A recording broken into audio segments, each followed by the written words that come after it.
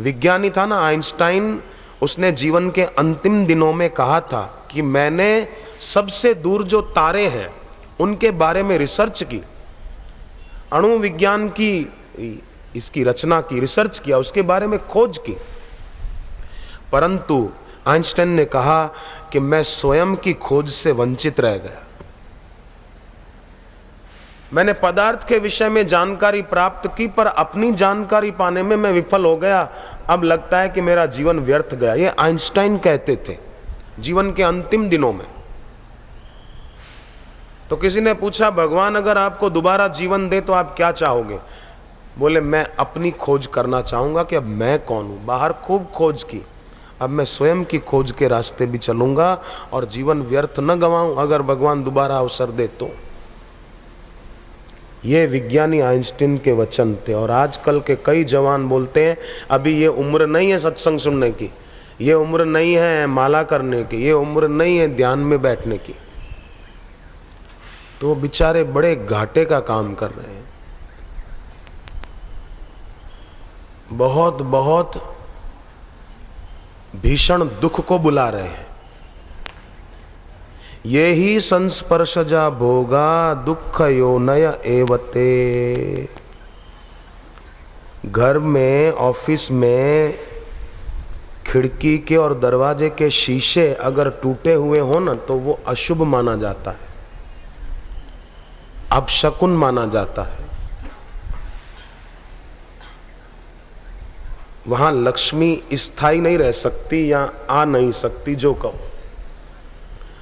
उसी प्रकार जिसके दिल में ये सत्संग के प्रति, संत के प्रति नफरत की दीवारें उठी हुई हो, या तो कुछ भेद हो मन में, तो समझो उसके जीवन से शुभ दूर होने वाला और अशुभ आने वाला है। जैसे फ्यूज उड़ा हुआ बल्ब होता है ना, फ्यूज उड़ा हुआ बल्ब या बेकार की ट्यूबलाइट या ऐसे कुछ बेकार की चीजें घर में रखना, ये अशगुन माना जाता है, वास्तु में अशुभ माना जाता है। उसी प्रकार अपना मन भक्ति से रिक्त रखना ये भी अशुभ है।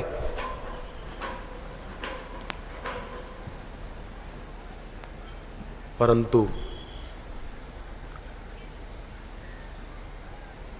दुनिया में जितने पागल खाने हैं ना, उन पागल खानों में रहने वाले लोग अगर मान ले कि हम पागल हैं तो उनका सुधार शुरू हो जाएगा, पर मानते ही नहीं कि हम पागल हैं। एक आदमी पागल खाना देखने के लिए गया तो एक पागल बैठा था पेड़ के नीचे, उसको पूछा कि तुम ठीक हो, दवा हवा मिलती है ठीक से? तो उसने कहा कि मैं पागल नहीं हूं साहब। तो बोले, मेरे को तो भगवान ने दुनिया में भेजा था सबको सुधारने के लिए, पर इन लोगों ने मेरे को पागल खाने में डाल दिया। तो ऊपर पेड़ पर एक दूसरा पागल बैठा था, उसने कहा बिल्कुल झूठ बोल रहा है साहब, भगवान तो मैं हूं, मैंने इसको दुनिया में भेजा ही नहीं है। अब पागल अपने को पागल मानने को राजी नहीं है।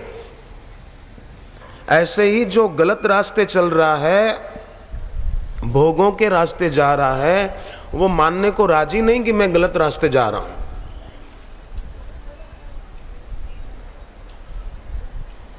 पर ऐसा आदमी भी अगर सत्संग सुनने के लिए तैयार हो जाए तो जरूर उसका भी विवेक वैराग्य जग सकता है और वो अपना कल्याण कर सकता है। हृदय में जगा हुआ प्रेम भक्ति का दीप ही प्रभु के समीप ले जाता है। हृदय में जगा हुआ श्रद्धा का दीप ही गुरु के समीप ले जाता है। हर अवस्था में अपनी आस्था दृढ़ रखने वाले की व्यथा स्वतः समाप्त होती है। जो वचन सुनने के बाद हो सके तो थोड़ी देर मौन पूर्वक ही अपने घर की ओर जाएं। सुने हुए वचनों का मनन भी आवश्यक है। और कभी कभी घर पे बैठे हुए उन क्षणों को याद करें जो क्षण अपने गुरुदेव के सानिध्य में बिताए थे। ये आंतरिक ऊंचाई पाने में इन क्षणों का सुमरण बहुत मदद करेगा। चुप बैठे, बहुत बड़ी साधना है। जैसे फूल नीचे पड़ा रह जाता है और सुगंध ऊपर उठ जाती है, ऐसे ही शब्द यहीं पड़े रहते हैं, मौन ऊपर उठ जाता है।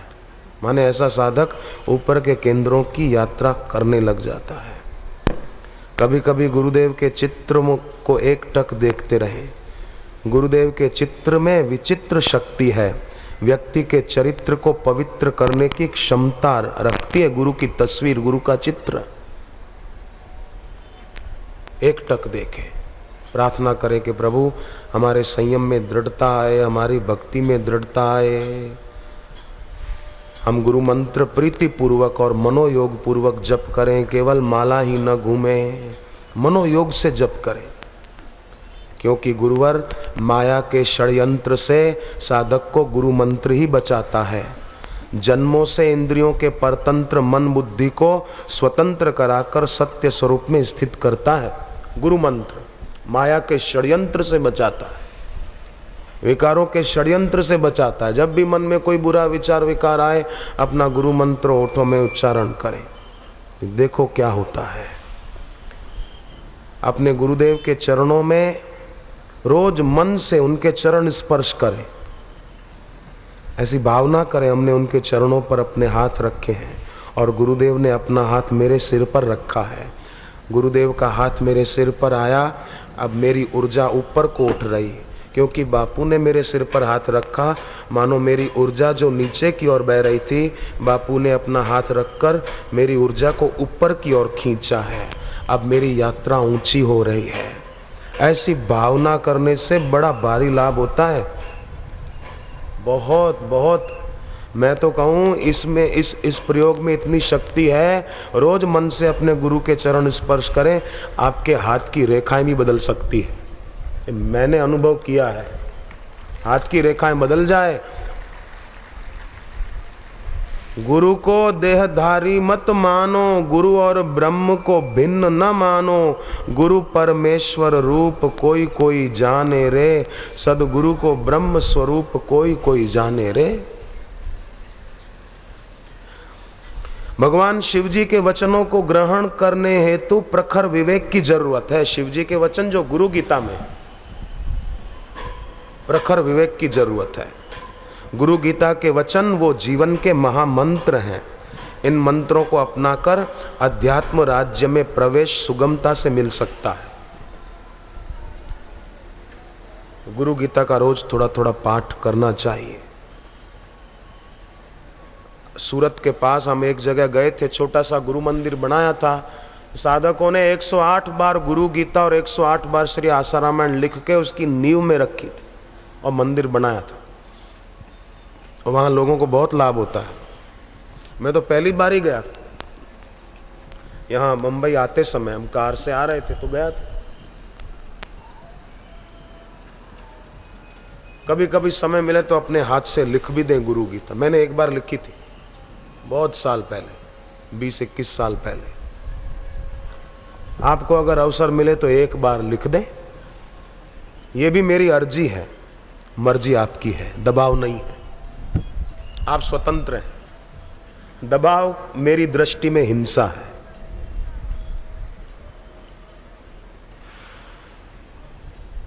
गुरुदेव के चरणों का स्मरण करते हुए, मैं तो कहूँ आप जब स्नान करें ना, स्नान करते समय ऐसा वर्णन है कि भाई ओम ह्रीम गंगायै ओम ह्रीम स्वाहा, ये मंत्र बोलते हुए नहाओ तो गंगा स्नान का पुण्य मिलता है।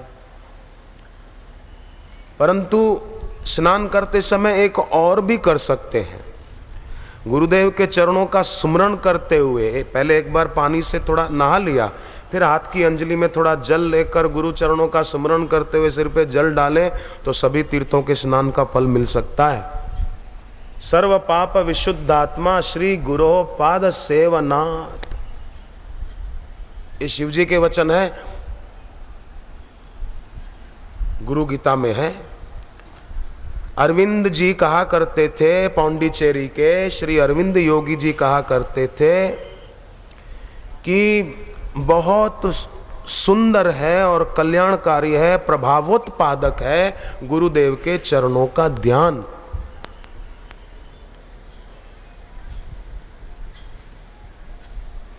उड़ीसा में सत्संग था जगन्नाथपुरी में, तो फिर आसपास की कई समितियों वाले आ रहे थे गुरुदेव के पास कि आप हमारे वहाँ भी पधारे, वहाँ भी सत्संग हो जाए। कई समिति वाले आए। आखिर संबलपुर, शायद संबलपुर उड़ीसा में है, वहाँ सत्संग निश्चित हो गया। तो वहाँ एक सज्जन आए और उन्होंने बताया कि मेरे को 8 दिन पहले, तारीख निश्चित नहीं हुई थी यहाँ के सत्संग की, पर बोले 8 दिन पहले मेरे को रात को स्वप्ने में पौंडीचेरी के श्री अरविंद योगी जी ने स्वप्ने में दर्शन दिए और कहा कि तुम्हारे नगर में बापू आने वाले हैं, तुम जरूर जाना, उनका दर्शन और सत्संग चूकना नहीं। और बोले तारीख तो फिक्स हुई नहीं थी, मेरे को हुआ कि बापू जी कब आएंगे यहाँ, पर तारीख जब फिक्स हुई और मैंने पोस्टर देखे तो मुझे बड़ा आश्चर्य लगा। वो युवक अरविंद योगी जी का साहित्य पढ़ता था और उनके वहाँ आश्रम में जाता होगा, श्रद्धा होगी उनके प्रति, तो रात को स्वप्ने में दर्शन दिए। यहाँ बंबई के चैम्बूर में रहने वाली एक देवी ने मुझे बताया था, वो आनंदमयी माँ की शिष्या थी। बोले आनंदमयी माँ जब ब्रह्मलीन हो गई तो मुझे आनंदमयी माँ ने स्वप्ने में दर्शन देकर कहा था कि अब तुम बापू जी के सानिध्य में जाओ और अपनी अधूरी साधना को पूरी करो। तो कितनी अच्छी बात है, कितना इस घोर कली काल में अपने को उन्नत करने का सुंदर उपाय है। तो 13 प्रकार की विपत्तियों में 5 तो हम सुन गए। 6ठी विपत्ति दूर होती है असत का आदर। पाप क्या है? लोग बोलते हैं चोरी करना पाप है, झूठ बोलना पाप है, किसी पर बुरी नज़र करना पाप है, परंतु ये सब बच्चे हैं, इन सब का बाप है असत का आदर। असत का आदर, नश्वर जो कुछ भी है उनके प्रति महत्व बुद्धि, ये सबसे बड़ा पाप है। महत्व बुद्धि होगी तभी आदमी चोरी करेगा, झूठ बोलेगा, बुरी नजर रखेगा, जो भी कहो। महत्व बुद्धि है तभी तो, महत्व बुद्धि हो ही नहीं। तो ये 6ठी विपत्ति है। 7वीं विपत्ति प्राकृतिक आपदा, अतिवृष्टि, अनावृष्टि, भूकंप आदि आदि, इनसे भी रक्षा होती है जो मंत्र जप करते हैं दृढ़ता से। ऐसा मुझे कई भक्तों ने बताया है, मैंने देखा है उनके जीवन में। और पहले के सत्संगों में कई बार मैंने उनकी बात बताई भी है। जैसे वो समुद्री भूकंप जो आया था अंडमान निकोबार के तरफ, पूरा टापू समुद्र में चला गया, इतना पानी आया। तो एक साधक का घर वहीं समुद्र के किनारे था, अंडमान निकोबार, परंतु बोले हम तो सुरक्षित जगह पे कैसे पहुंचे हमको नहीं पता। कितने लोग मर गए थे, 1 लाख से भी ज़्यादा लोग मर गए थे। उन्होंने कहा हमारा घर बिल्कुल पास में था, हम सुरक्षित हैं। 8वीं विपत्ति शास्त्र अरण्य में भटकान।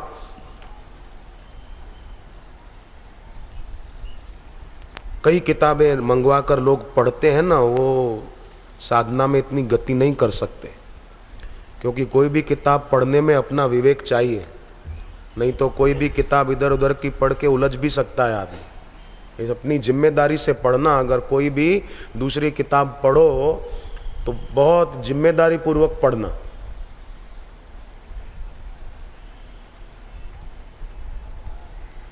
हो सके तो ज़्यादा उसमें झंझट में उलझे भी नहीं, ईश्वर की और पुस्तक पढ़ें बहुत है।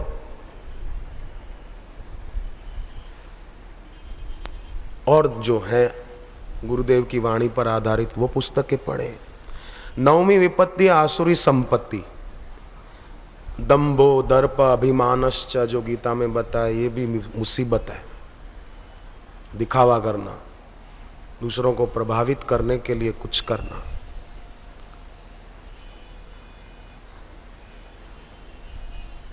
सादगी, कितनी बापूजी पधारते हैं तो वेशभूषा कैसी सादी है। गुरुदेव ने अपने व्यवहार से हमें सिखाया है कि सादगी से रहना चाहिए। मैं निंदा के उसमें नहीं कह रहा हूँ, पर कई बड़े बड़े प्रवचनकार भी प्रवचन करेंगे तो बड़े बन ठन के, बड़ा आइडिया से तिलक करके, डिजाइन पट्टेदार धोतियां लटका के, हम भी कुछ हैं भाई।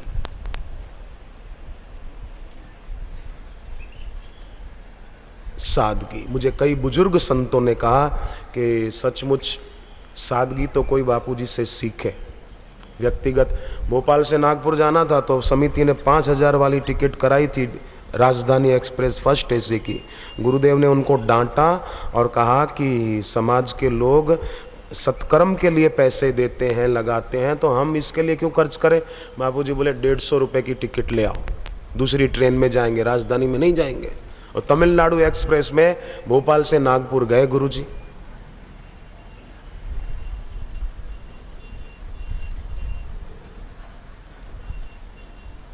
अपने आचरण से शिक्षा दी है, तो क्यों ना हम उसका लाभ उठाएं। सभी साधक हम भी ऐसे रहें।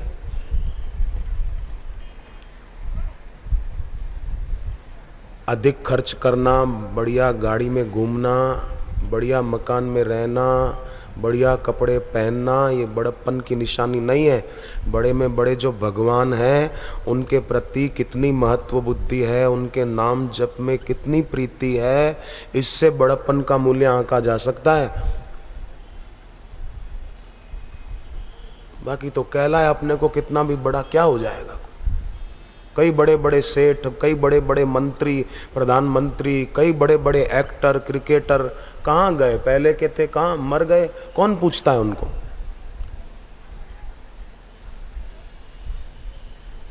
जब थे तब तो खूब उनका दबदबा था, खूब शान मान से चलते थे और अपने को बड़ा साबित करते थे, पर अब कहाँ गया उनका बड़प्पन।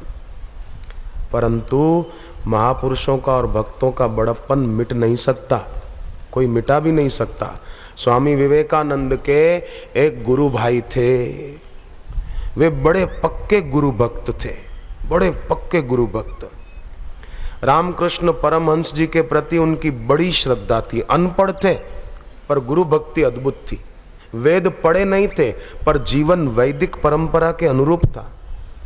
तो एक दिन उसने पूछा, जिसकी गुरु भक्ति अद्भुत थी, उनका नाम लाटू महाराज, प्यार से रामकृष्ण उनको लाटू लाटू कह के बुलाते थे। तो उन्होंने एक दिन रामकृष्ण परमहंस को पूछा कि गुरुदेव मेरा कल्याण कैसे होगा, मेरा भला कैसे होगा। तो रामकृष्ण परमहंस ने इतना ही कहा कि बेटे तू तेरे कल्याण की चिंता क्यों करता है, मैं हूं ना। इतना कहा बस, मैं हूं ना बेटे, तुझे चिंता करने की जरूरत नहीं है। उस शिष्य की आंखों में पानी भर आया। बस इतना उसने सुन लिया। गुरु ने कहा मैं हूं ना बेटे, तुझे किसी बात की चिंता करने की जरूरत नहीं है, तुझे कोई ध्यान समाधि लगाने की जरूरत नहीं है। तेरे दिल में जो गुरु के प्रति महत्व बुद्धि है, गुरु चरणों की प्रीति है तेरे दिल में, बेटा इसी से तेरा कल्याण हो जाएगा। और तब से वे अपने गुरुदेव के नाम सुमरण में अधिक मस्त रहने लगे। तब से अपने गुरुदेव की तस्वीर को सामने रखकर जब सेवा से निवृत्त होते तो अपने गुरुदेव की तस्वीर रखकर उनके सामने देखते रहते। और ऐसी तो उनकी गुरु भक्ति हुई कि उनको काली माता ने दर्शन दिए और काली माता ने उनके गुरुदेव रामकृष्ण परमहंस कौन है ये ध्यान में बता दिया। और फिर वे अपने गुरुदेव के पास गए और कहा गुरुदेव आज मैं ध्यान में बैठा था, आपकी तस्वीर सामने रखकर, तो मुझे काली माँ ने ऐसा ऐसा संकेत दिया है। तब रामकृष्ण ने कहा अच्छा बेटे, मतलब तुझे माता ने सब बता दिया। तब से तो उनकी गुरु भक्ति में और चार चांद लग गए। और उनकी गुरु भक्ति देखकर स्वामी विवेकानंद भी बड़े राजी हो जाते थे, बड़े गदगद हो जाते थे। और स्वामी विवेकानंद ने उनकी गुरु भक्ति देखकर, गुरु के प्रति निष्ठा देखकर उनका नाम रखा स्वामी अद्भुतानंद। अद्भुत स्वामी अद्भुतानंद, ये उनका पहले नाम था। लाटू महाराज प्यार से बोलते थे, पर उनकी गुरु भक्ति अद्भुत थी तो विवेकानंद ने नाम रखा कि इनकी गुरु भक्ति कैसी अद्भुत है, भाई इनका नाम तो अद्भुतानंद रखो। तो अभी भी उनकी किताब जो है ना उनके वचनों की, उस पर लिखा हुआ है अद्भुत स्वामी अद्भुतानंद। कैसी भक्ति थी और कैसे तर गए। तो ये अद्भुतानंद स्वामी इस बात का प्रमाण है कि गुरुदेव के सुमरण से और गुरु चरणों के ध्यान से और गुरु की आज्ञा के पालन से असंभव भी संभव हो जाता है। असंभव भी संभव हो जाए। कैसे महान संत हो गए वो। स्वामी विवेकानंद को दुनिया के लोग जानते हैं और विवेकानंद उनके प्रति आदर रखते थे। सोचो वो अद्भुतानंद स्वामी कितने महान होंगे, जिन विवेकानंद के लिए लोग श्रद्धा रखते हैं और विवेकानंद उनके लिए प्यार रखते थे मन में। भक्ति की बड़ी महिमा है, गुरु चरणों की प्रीति की बड़ी महिमा है। कभी कभी अकेले में बैठकर आप प्रार्थना करके देखना, मन ही मन अपने गुरु से बात करिए, मन ही मन उनके आगे प्रार्थना दोहराते दोहराते फिर चुप हो जाइए। आपको लगेगा कि मेरी प्रार्थना उन तक पहुंच रही है और गुरुदेव मेरे पर अपना आशीर्वाद बरसा रहे हैं। जन्म जन्मांतरों के तप से जो संभव नहीं है वो गुरु कृपा से सहज हो जाता है।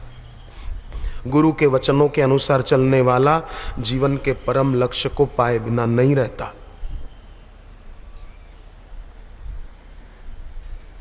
मुंबई वालों का सौभाग्य है कि पिछले वर्ष भी सत्संग हुआ था सांता क्रूज में, फिर अब यहाँ हो रहा है। ये बड़ी कृपा है भगवान की।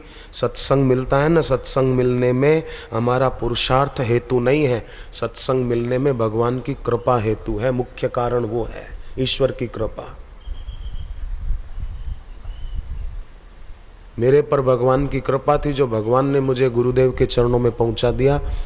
अगर नहीं होती कृपा और भगवान नहीं पहुंचाते ऐसे गुरु के दर पर तो कहाँ ठोकरें खाता रहता।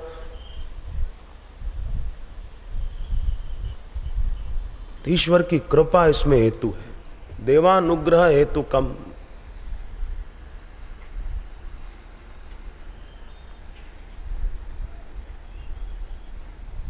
घर में रहकर गुरु वचनों के अनुसार चलकर परम लक्ष्य को पा सकते हैं। भगवान शिव जी कहते हैं ध्रुवम तेषाम च सर्वेषाम नास्ति तत्वम गुरोः परम। ये ध्रुव सत्य है, माने अटल सत्य है। नास्ति तत्वम गुरोः परम अनन्यश्चिन्तयन्तो माम सुलभम परमं पदम तस्मात् सर्व प्रयत्नेन गुरोराराधनम कुरु।